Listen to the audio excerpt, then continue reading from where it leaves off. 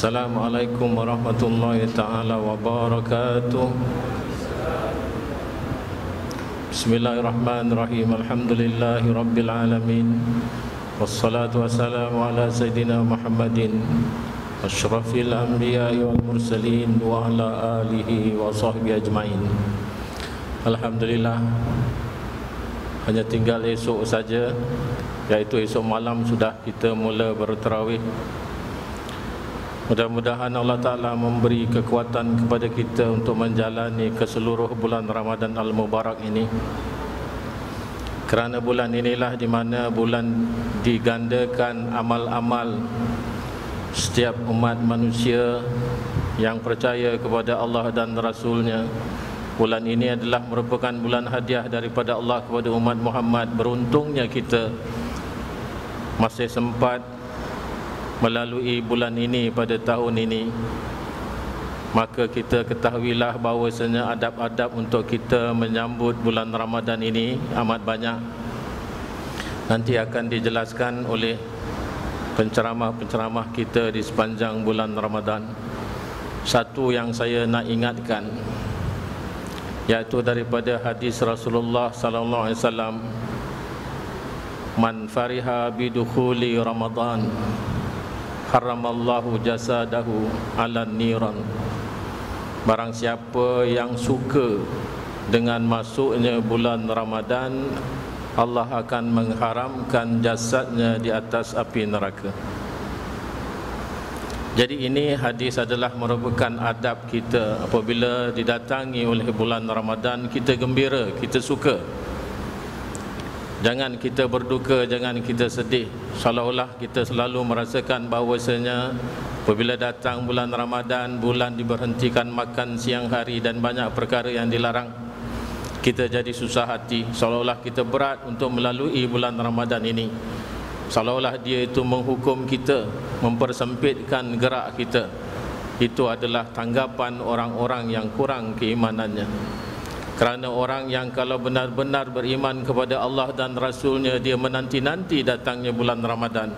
Sampai ada yang mahukan bulan Ramadan ini sepanjang tahun diadakan oleh Allah Ta'ala kerana digandakan pahala daripada amal kita.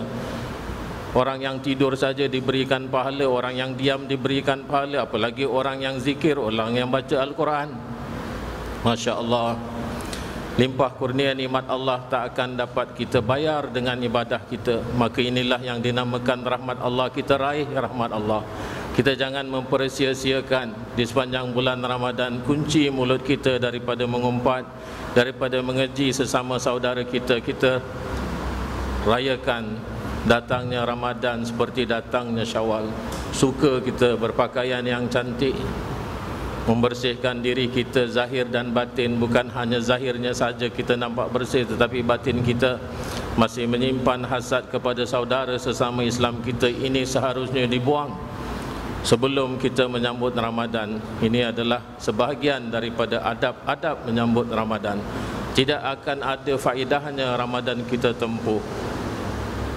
Tidak akan ada faedahnya kita berlapar-lapar di siang hari dan dahaga kalau di dalam hati kita masih banyak ada hasad, ada benci kepada saudara. Kita tidak memaafkan perbuatannya hanya sebab kecil semata-mata. Jadilah kita orang-orang yang dirahmati oleh Allah Ta'ala kerana ringan kemaafan kita kepada saudara kita. Siapa yang tak bersalah? Semua orang bersalah. Kita juga terkadang-kala tak sadar yang kita ini buat kesalahan kepada orang lain. Maka kalau kita nakkan kesalahan kita dimaafkan orang, maka kita murahkan kemaafan kita kepada orang. Kita tidak memperpanjangkan adab tentang masuknya Ramadan.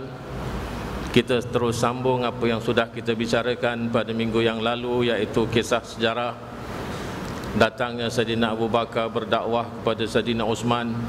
Sudah kita jelaskan Saidina Uthman lebih muda daripada Rasulullah 5 tahun, sedangkan Saidina Abu Bakar lebih muda daripada Rasulullah 2 tahun. Kalau rata-ratanya umur mereka seolah-olah macam sebaya, tetapi Saidina Uthman jauh daripada rapat dengan Rasulullah sebelum masuk Islam. Kerana dia dilahirkan memang daripada keluarga yang kaya raya. yang banyak hartanya, malah dia adalah seorang pedagang yang sangat termasyhur. Jadi apabila didatangi oleh Sayyidina Abu Bakar mengajak dia beriman kepada Rasulullah, mula-mulanya kita kisahkan tentang kenapa dia tidak terperanjat dengan datangnya Sayyidina Abu Bakar. Di dalam salah satu misi dagang dia, iaitu ketika dia berkafilah membawa dagangannya ke Syam, satu tempat yang namanya antara Ma'an dengan Zarqa. Di situ Sayyidina Uthman telah memberhentikan kafilahnya dan dia berehat. Ketika tidur dia bermimpi. Di dalam mimpinya datang seorang laki-laki memberitahu kepada Sayyidina Uthman, katanya telah diutus seorang laki-laki yang namanya Ahmad membawa agama tauhid, iaitu lelaki ini sudah diutuskan di Mekah. Dia tidak kenal dengan siapa orang yang namanya Ahmad, tetapi yang dia ambil perhatian daripada mimpi tersebut adalah datangnya sinar agama yang menolak sesembahan daripada berhala-berhala. Jadi dia rasa gembira kerana kita tahu Sayyidina Uthman sebelum pun masuk Islam akhlaknya sangat mulia, bermurah hati, selalu menolong orang-orang yang susah dan miskin. Jadi apa yang ada di dalam hatinya sudah tertambat kebaikan-kebaikan yang akan diajarkan juga oleh Islam. Jadi apabila dia pulang ke tanah airnya Mekah, tiba-tiba datang Sayyidina Abu Bakar. Sayyidina Abu Bakar bertanyakan kepada dia, tahukah kamu sekarang sudah ada pemberitaan bahawasanya seorang laki-laki telah diutuskan oleh Allah Ta'ala membawakan agama tauhid, agama yang lebih benar, agama yang membuka mata setiap orang untuk menjauhkan sesembahan berhala-berhala yang tidak dapat memberi manfaat dan tidak dapat memberikan mudarat. Berapa banyak umat kita sekarang ini yang menyembah berhala, walhal berhala itu tidak dapat berkata-kata, berhala tidak dapat mendengar. Tidakkah agama ini lebih memberikan sesuatu yang sangat-sangat diperlukan oleh hati nurani manusia, iaitu menyembah Tuhan yang maha perkasa, maha mendengar dan maha berkata-kata. Jadi Sayyidina Uthman bertanya, siapakah lelaki tersebut? Sayyidina Abu Bakar kata, dia adalah Muhammad bin Abdullah. Oh, kata Sayyidina Uthman, benarlah kata mimpi itu. Sekalipun di dalam mimpi tersebut dikatakan nama itu Ahmad, tetapi di dalam bahasa Arab Ahmad dengan Muhammad sama akar katanya daripada Hamidah, iaitu pujian. Kalau Ahmad itu yang terpuji, tetapi kalau Muhammad itu yang dipuji. Jadi perkataan pujian itu masih ada di dalam nama tersebut. Kalau begitu yang dimaksudkan di dalam mimpiku ketikanya aku bermimpi di antara Ma'an dan Zarqa adalah Muhammad bin Abdullah. Langsung apa yang harus aku kerjakan? Dia tanya kepada Sayyidina Abu Bakar. Maka Sayyidina Abu Bakar membawa Sayyidina Uthman bertemu dengan Rasulullah. Maka dia telah menganut agama tauhid ini langsung daripada Rasulullah dan membaiatnya. Dia jadi orang yang rapat dengan Rasulullah. Oleh kerana kelemah lembutannya itu, Rasulullah sangat senang kepadanya. Sampai Rasulullah mempelawakan Sayyidina Uthman untuk menyunting anaknya, iaitu menikah dengan anaknya yang nama Ruqayyah. Iaitu Sayyidina Uthman dijadikan menantu oleh junjungan Nabi besar kita Muhammad sallallahu alaihi wasallam. Kita imbas kembali siapa anak Rasulullah yang namanya Ruqayyah ini. Ruqayyah ketika dinikahi oleh Sayyidina Uthman, dia di dalam status janda. Kerana suami pertama Ruqayyah adalah Utbah bin Abu Lahab. Kita tahu Abu Lahab adalah salah seorang daripada pakcik Rasulullah. Tetapi sebelum Rasulullah diutuskan menjadi Rasul, Abu Lahab sangat rapat kedudukannya dengan Rasulullah, sampai Abu Lahab meminang dua orang anak Rasulullah, yang satu nama Ruqayyah dan yang satu nama Ummu Kalsum, untuk dijadikan menantu jodoh kepada dua orang anak Abu Lahab yang namanya Utbah dan Utaibah.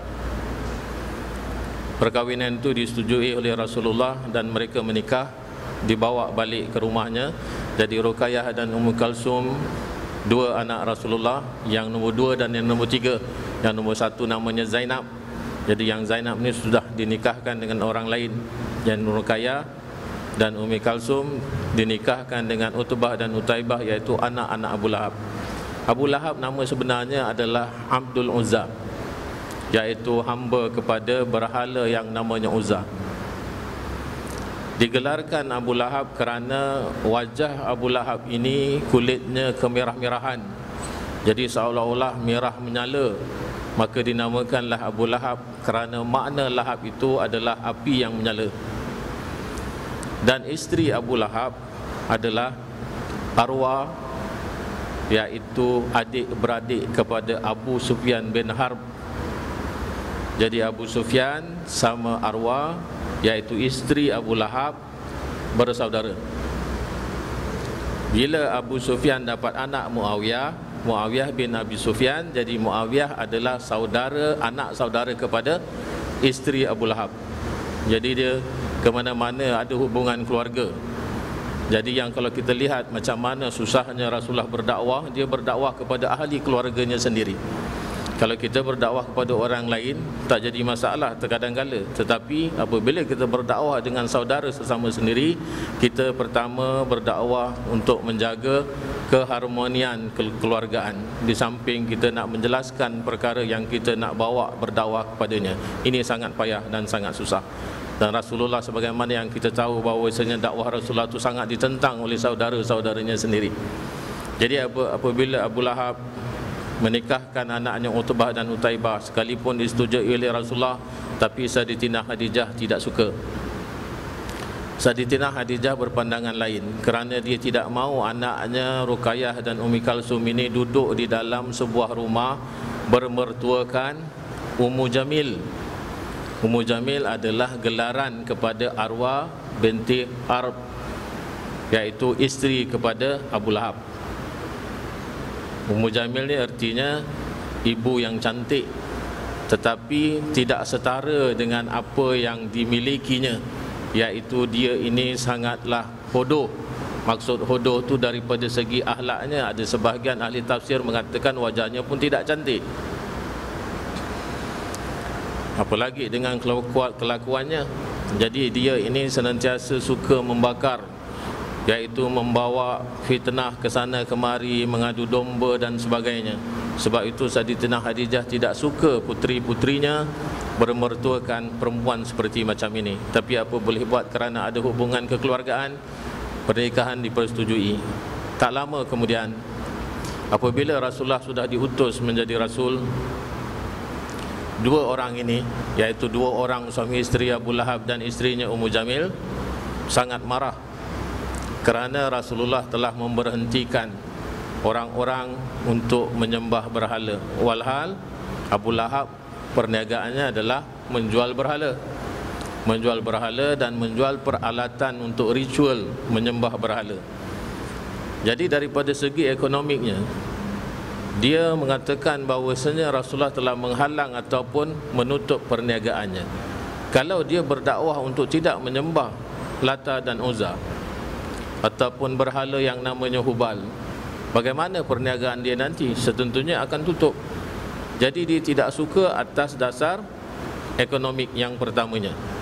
Kemudian tu dasar yang kedua, kerana dia merasakan bahawasanya tidak ada orang lainkah yang akan dilantik jadi Rasul selain daripada Muhammad bin Abdullah. Dia itu anak yatim lagi, tidak punya harta. Walhal ini adalah anak saudaranya sendiri, iaitu anak kepada Abdullah. Walaupun ketika dia lahir sudah kita ceritakan dia sangat gembira dengan datangnya Nabi Muhammad, seolah-olah dia itu mengganti adiknya yang sudah meninggal dunia, Abdullah.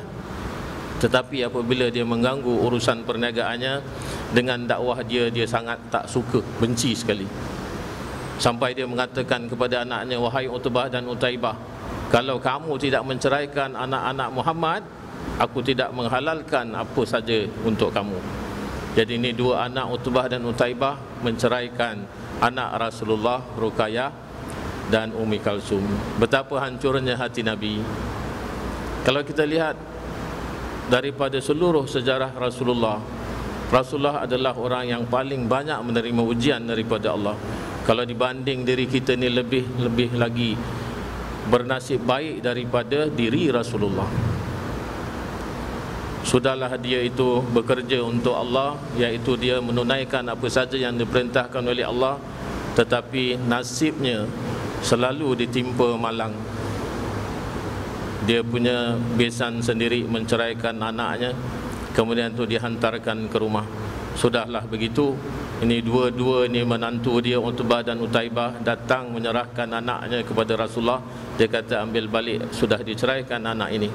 Utbah tidak melakukan apa-apa, tetapi ada sebagian ahli sejarah kata yang tidak buat apa-apa kepada Rasulullah adalah Utaibah, tetapi Utbah dia agak agresif ketika dia memulangkan anak Rasulullah kepada Rasulullah. Iaitu ada sebahagian tafsir mengatakan bahawasanya dia telah meludah Rasulullah sebagai satu penghinaan yang amat sangat. Ini Rasulullah junjungan kita diludah oleh Utbah. Apa rasa kita? Tetapi Rasulullah sabar dan Rasulullah kata, moga-moga kamu akan disiat-siatkan oleh anjing-anjing neraka.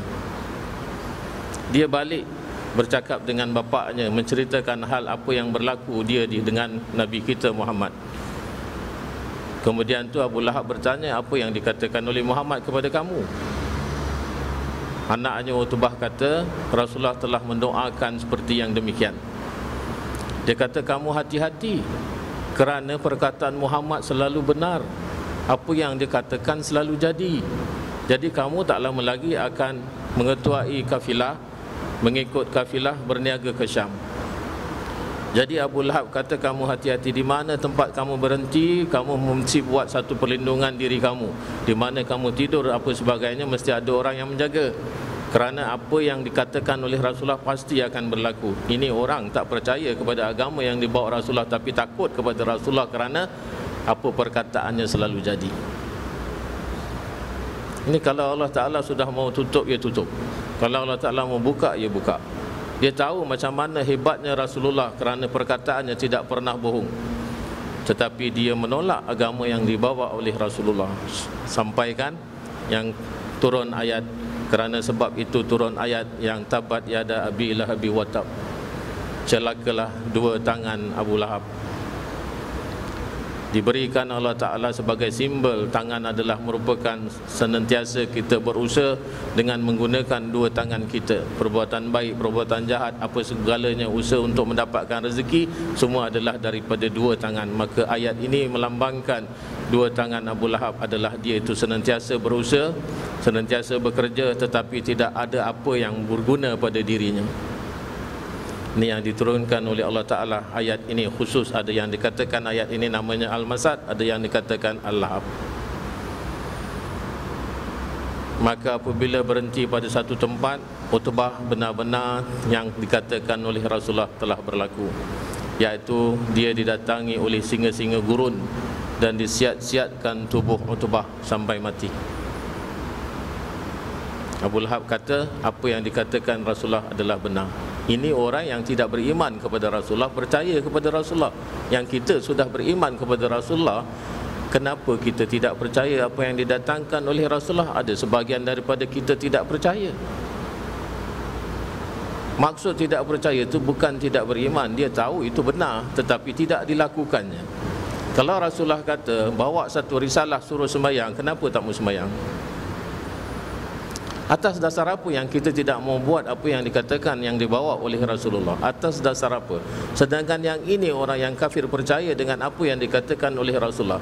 Kalau Rasulullah kata bahawasanya solat ini adalah untuk mendinding diri kita, kenapa kita cari pendinding yang lain daripada solat? Kenapa kita cari tangkal? Kenapa kita jumpa bomo? Kenapa kita jumpa dukun? Pakai batu itu, pakai kayu ini, pakai amalan apa-apa saja yang kadang-kadang ditulis di dalam kertas dan dibungkus. Ini adalah merupakan pendinding mutlak yang didatangkan oleh Allah Ta'ala, kerana ini adalah merupakan tali Allah, iaitu solat. Apabila kita sembahyang, kita dekat dengan Allah. Tidak ada satu pun perbuatan manusia yang dekat dengan Allah melainkan di waktu kita sujud. Di mana ada sujud? Di dalam solat, bukan di luar solat. Orang sujud semua di dalam solat. Di dalam solat yang kita kerjakan 5 waktu sehari semalam 17 rakaat itu yang paling dekat diri kita dengan Allah. Kalau kita tidak sujud dan tidak solat, berapa jauh diri kita dengan Allah? Kita telah memutuskan tali hubungan kita dengan Allah. Ini yang senantiasa diberi peringatan oleh ulama-ulama selepas daripada zaman Rasulullah, tabi'in, sahabat, tabi'in, sampai kepada ulama-ulama sekarang ini. Solat jangan main-main. Solat tak boleh ditinggalkan selama akal fikiran kita masih waras. Solat merupakan kewajipan setiap orang yang beriman kepada Allah dan Rasul. Buang solat maknanya memutuskan tali hubungan kita dengan Allah.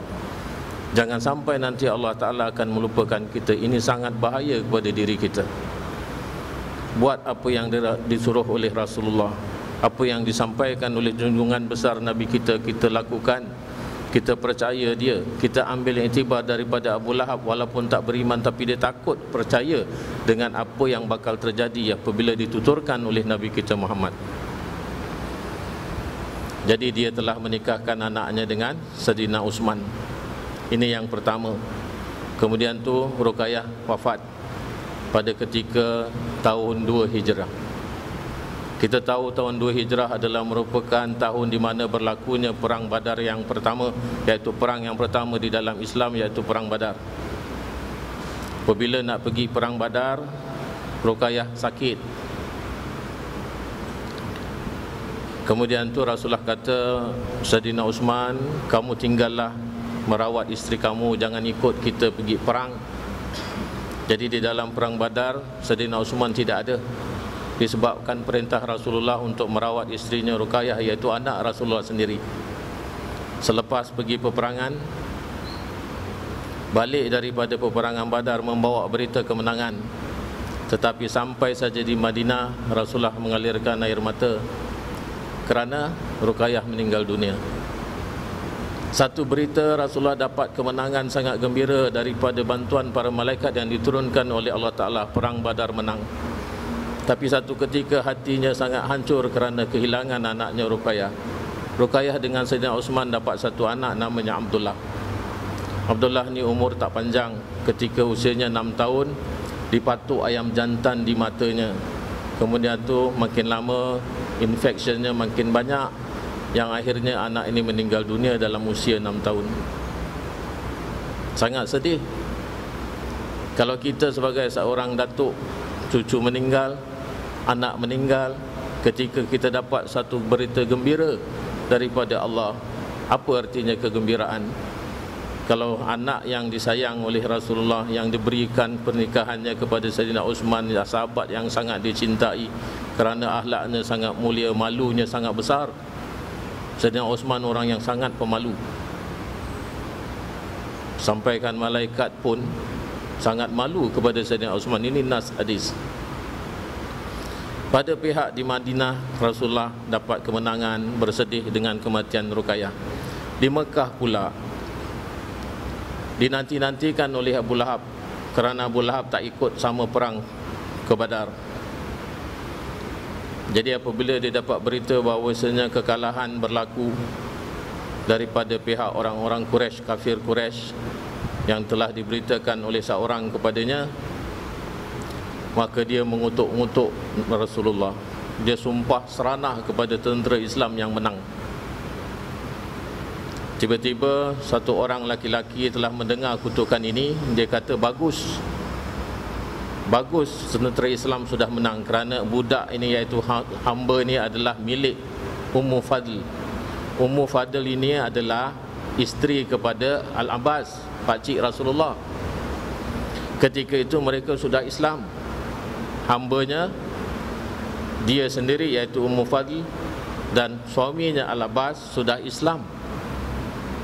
Ada pemberitaan bahawasanya Ummu Fadl ini adalah wanita kedua memeluk agama Islam selepas daripada Sayyidatina Khadijah. Jadi dia merahsiakan keislaman ini daripada kaumnya, supaya mereka tak tahu yang mereka itu sudah Islam. Jadi apabila dia mendengar budak ini mengutuk sama kekalahan orang-orang Quraisy, dia marah. Abu Lahab ini marah. Kemudian tu dia pukul budak ni, iaitu hamba yang milik kepada Ummu Fadl. Apabila Ummu Fadl tahu dia dipukul, dia datang ambil pentungan, dia belasah Abu Lahab ini. Dia belasah sampai berdarah-berdarah kepalanya, yang daripada sebab lukanya itu 6 hari kemudian dia mati.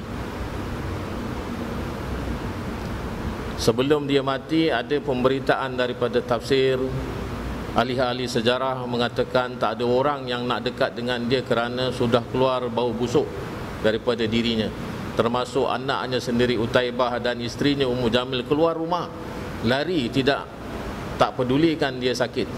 Apabila dia mati, orang tak mau kebumikan dia sampai 3 hari.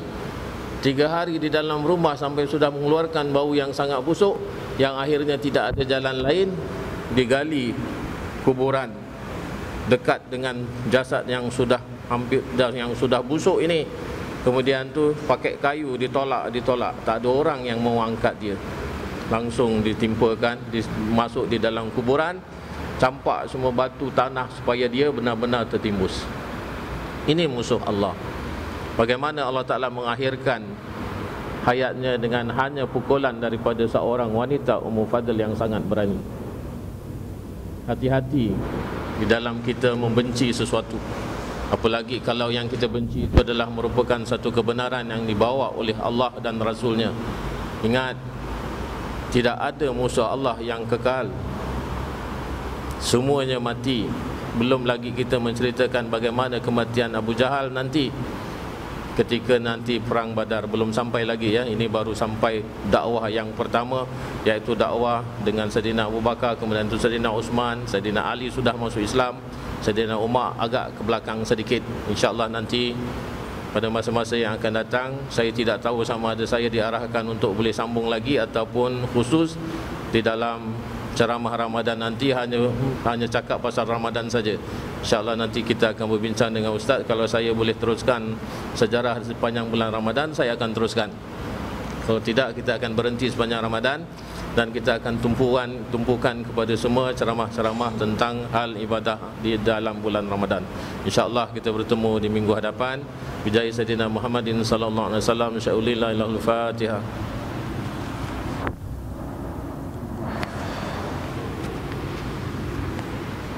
Allahumma salli ala Sayyidina Muhammadin salatan tunajjina biha min jamil ahwali wal afat wa taqdi lana biha min jamil hajat wa tutahhiruna biha min jamil sayyi'at wa tarfa'na biha indaka 'ala darajat wa tuballighuna biha aqsal ghayat min jamil khairat fil hayati wa ba'dal mamat wa ala alihi wa sahbihi wa sallim tasliman katsira bi rahmatika ya arhamar rahimin. Subhana rabbika rabbil izzati amma yasifun wa salamun alal mursalin walhamdulillahi rabbil alamin.